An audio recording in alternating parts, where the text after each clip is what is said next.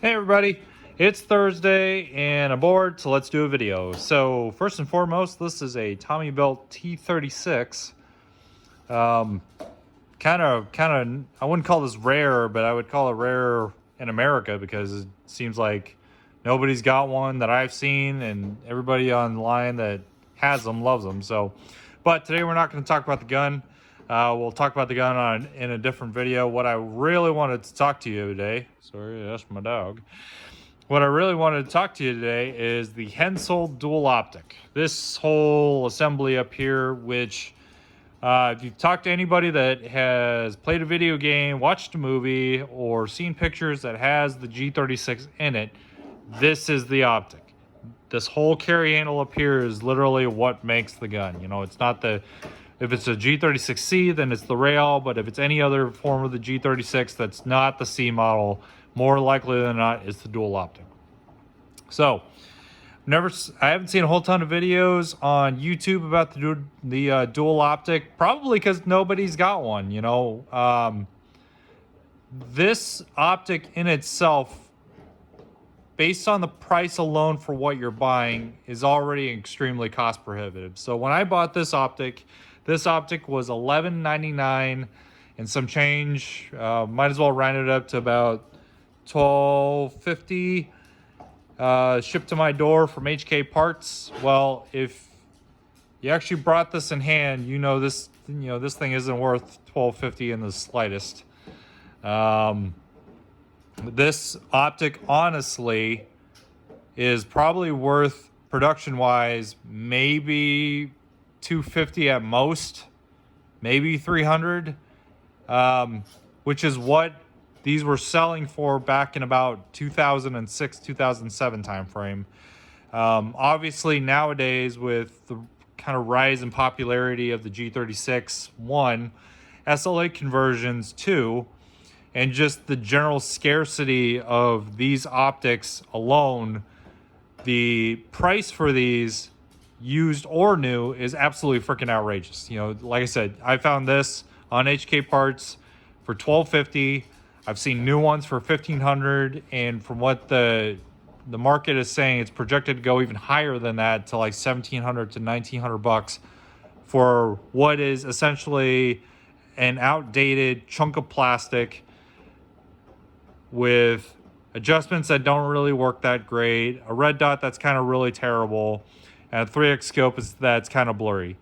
But if you're a collector, there is no other substitute than this. You can't buy the single optic because it looks weird. You can't buy the single optic with a rail and put your own aim point on top because that doesn't provide the same profile as this.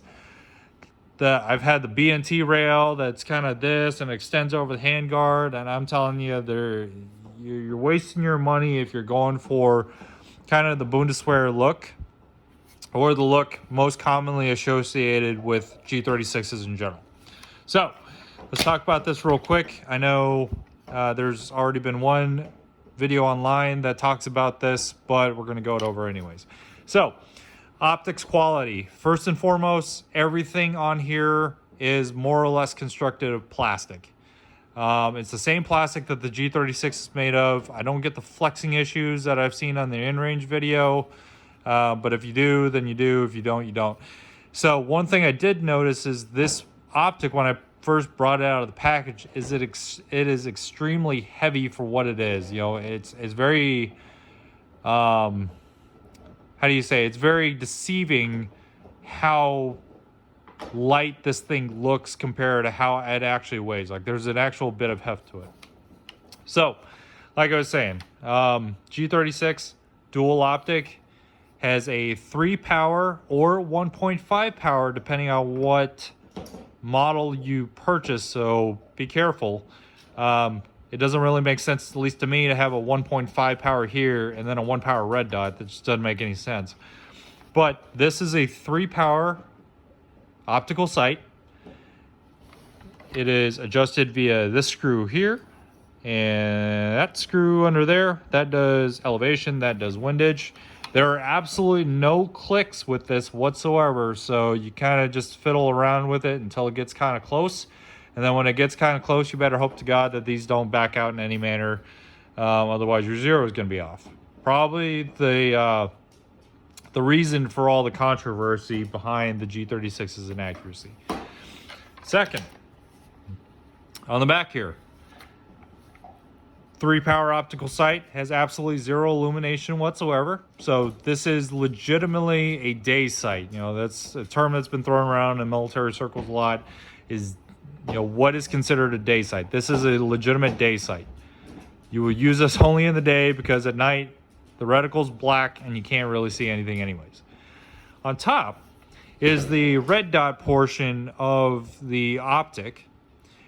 This part's kind of cool in my opinion, because one, very much like an ACOG, it has a fiber optic port, which is here, and it has a little slidey cover to, you know, block out light if you really don't want to. However, you know, seeing as how fiber optics don't terribly work if you don't have it open, I keep mine open. It runs off a AA sized battery that is 3.4 volts in measurement, so literally twice the power of the standard AA batteries. It's either 3.4 or 3.6, don't quote me on it, but it is a specialty battery that is meant to run this optic here. As mentioned in probably other videos, there is no brightness control. The brightness control is either on or off. The issue with the red dot portion of this is unlike an ACOG, which brings in absolutely an enormous amount of light and blooms every chance that it gets. This optic, on the other hand, brings in so little light sometimes that you can barely even see the red dot unless you're out in the middle of the sun. So, with that being said, some things I didn't know, this control, literally all it does is turn a LED on the fiber optic, and that, you guys can see it. Oops, let's see if it'll focus right. Yeah, probably won't. Let's see, oh, there we go. Haha, that's what the red dot looks like. It's probably, the size of the window here is probably half of that of an Aimpoint T1 or a Hollow Sun. You can do both eyes open shooting.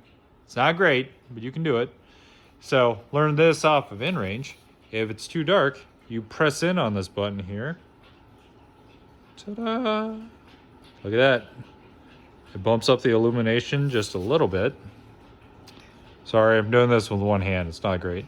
So it bumps up the illumination a little bit, but at the same time it bumps up the illumination.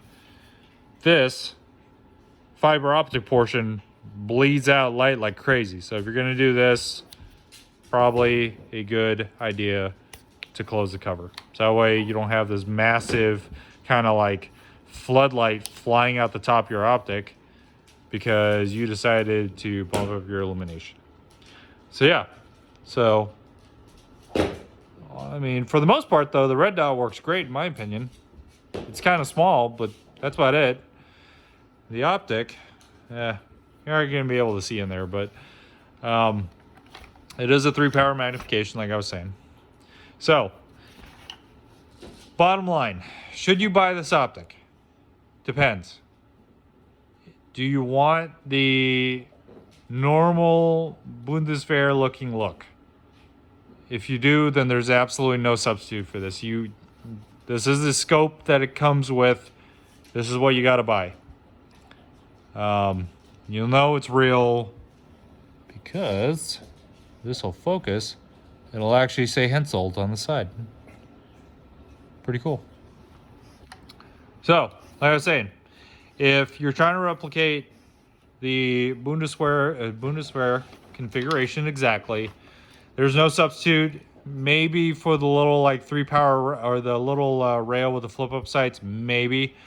But if you want the original iconic G36 look that is well known world over in video games and movies and everything else, there is no substitute. I've tried literally substituting everything I could, and I decided to just fork over the money. Here you go. If not, would I recommend this if you're just trying to put like an Aimpoint or an EOTech or whatever on it? No. I would would tell you to go get a rail, preferably a metal rail, preferably one that's tight enough that you might need a hammer to put it on, or a blunt object at any way. And I would put that on and put a Neotech on there or an Aimpoint or whatever, so that you can use modern optical sights that aren't this. This is outdated by almost 2 decades now. Optical technologies have come so far since this was part of the design process that, it's not even funny. This is outdated. However, like I was saying, if you want the look, get this. Will this work? Yeah, it's a perfectly functional piece of equipment. The optic sight works, the red dot works, like I showed you. However, is it worth $1,200 to $1,700 or more dollars? Depending on what you're thinking, maybe. I obviously did. For certain people, probably not. I wouldn't blame you, because you're literally paying 5 times more for a hunk of plastic with a tube in there that is held together by 2 springs or 2 screws and a spring, and a red dot that does a shit job at collecting light, so that you're almost forced to use batteries that you'd have to go to like Batteries Plus or somewhere crazy or order online to get. But, I mean, come on. You can't beat that look, right? You can't beat it. Well, like I said, if you think it's worth it, it's worth it. If you don't think it's worth it, I would get a metal rail of some sort and put your normal optical sight on there. If you guys have any questions, comments, concerns, let me know. I'll try to answer the best I can when I can. But yeah, like, subscribe, and we'll go through more of my collection and see how much other stuff we can find. So, see ya!